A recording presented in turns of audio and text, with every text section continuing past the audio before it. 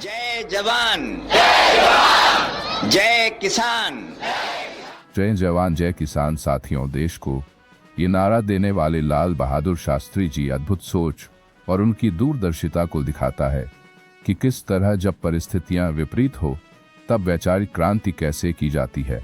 सादगी की मिसाल कहे जाने वाले लाल बहादुर शास्त्री सरकार में बड़े पदों पर होने के साथ साथ कांग्रेस संगठन से भी जुड़े रहे और अपना योगदान देते रहे। कांग्रेस को आम चुनावों में बड़ी जीत में लाल बहादुर शास्त्री की भी बड़ी भूमिका रही थी। नेहरू के दौर में उनकी हैसियत भी कम नहीं थी और सरकार में अहम रुतबा रखते थे। वाराणसी के एक मध्यम वर्गीय परिवार में जन्मे लाल बहादुर शास्त्री कायस्थ परिवार से ताल्लुक रखते हैं। उनका जन्म 2 अक्टूबर 1904 को वाराणसी से महज 7 मील दूर एक छोटे से रेलवे टाउन मुगलसराय में हुआ था। उनके पिता शरद प्रसाद श्रीवास्तव स्कूल टीचर थे। छोटे से शहर में अपनी स्कूली शिक्षा पूरी करने के बाद वह वाराणसी में अपने चाचा के पास आ गए और वहां पर उच्च स्तरीय शिक्षा हासिल करने लगे। वह पढ़ाई के दौरान ही असहयोग आंदोलन में शामिल हो गए थे। यहीं से उनमें देशभक्ति का भाव बढ़ा और देश की आज़ादी की जंग में शामिल होने लगे। महात्मा गांधी के इस आह्वान पर उन्होंने अपनी पढ़ाई तक छोड़ दिया। इस दौरान लाल बहादुर शास्त्री ने ब्रिटिश शासन के विरोध में स्थापित किए गए कई राष्ट्रीय संस्थानों में से एक वाराणसी की काशी विद्यापीठ से जुड़ गए। विद्यापीठ की ओर से उन्हें स्नातक की डिग्री प्रदान की गई। साल 1927 में उनकी शादी मिर्जापुर की ललिता देवी से हो गई। वह महात्मा गांधी के नमक कानून 1930 को तोड़ते हुए दांडी यात्रा में भी शामिल हुए।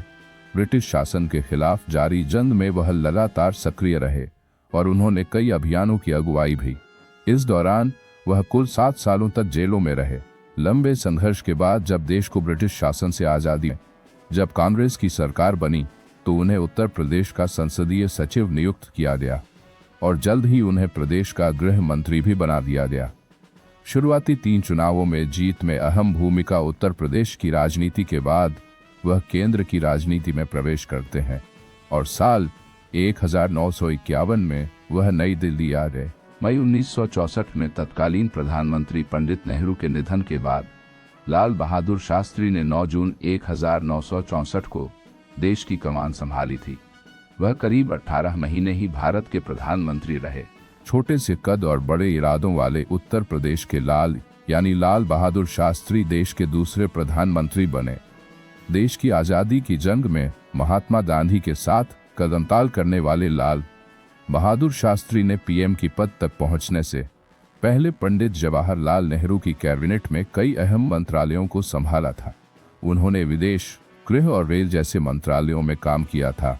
उनके शासनकाल में भारत ने पाकिस्तान को युद्ध के मैदान में धूल चटाई थी। भारत ने लाल बहादुर शास्त्री के प्रधानमंत्री रहने के दौरान ही पाकिस्तान से 1965 की जंग जीती थी। इस दौरान अयूब खान पाकिस्तान के राष्ट्रपति थे। पंडित नेहरू के निधन के बाद पाकिस्तान ने शास्त्री जी के साथ साल 1964 में एक बैठक की थी।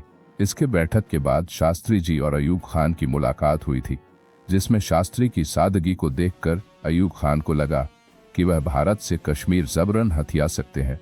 अयूब खान ने यहीं पर गलती कर दी और कश्मीर पर कब्जा करने के लिए अगस्त 1965 में घुसपैठियों को भेज दिया। शास्त्री के सादगी से अयूब खान धोखा खा गए और पाकिस्तान को यह जंग भारी पड़ गई। पाकिस्तान सेना ने चंबा सेक्टर हमला बोला तो प्रधानमंत्री लाल बहादुर शास्त्री ने भारतीय सेना को पंजाब से मोर्चा खोलने का आदेश दे दिया। नतीजा यह हुआ है कि भारतीय सेना लाहौर कूच कर गई। सितंबर 1965 में भारत ने लाहौर पर लगभग कब्जा कर लिया, लेकिन यूनाइटेड नेशंस ने 23 सितंबर को हस्तक्षेप किया। इसके बाद भारत ने युद्ध विराम की घोषणा की। युद्ध खत्म होने के बाद समझौते के लिए प्रधानमंत्री शास्त्री को उज़्बेकिस्तान, तब रूस के शहर ताशकंद जाना पड़ा और पाकिस्तान के साथ 10 जनवरी को हुए समझौते के बाद उनकी वहीं पर 11 जनवरी 1966 को संदिग्ध परिस्थितियों में मौत हो गई। ताशकंद में हुए समझौते के बाद शास्त्री जी दबाव में थे। जानकार बताते हैं कि पाकिस्तान को हाजी पीर और ठितवाल वापस देने के कारण शास्त्री की भारत में आलोचना की जा रही थी।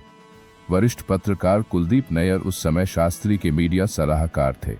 उन्होंने ही परिवार को शास्त्री के निधन की खबर दी थी। नैयर ने बताया कि हाजी पीर और ठितवाल को पाकिस्तान को वापस देने से शास्त्री की पत्नी भी बेहद नाराज थीं। यहाँ तक कि उन्होंने शास्त्री से फोन पर बात करने से भी इनकार कर दिया था, जिससे शास्त्री को बहुत चोट पहुंची थी।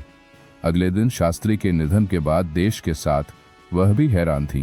दावा किया जाता है कि शास्त्री जी को जहर देकर मारा गया था, तो कुछ लोग कहते हैं कि दिल का दौरा पड़ने से उनका निधन हुआ था।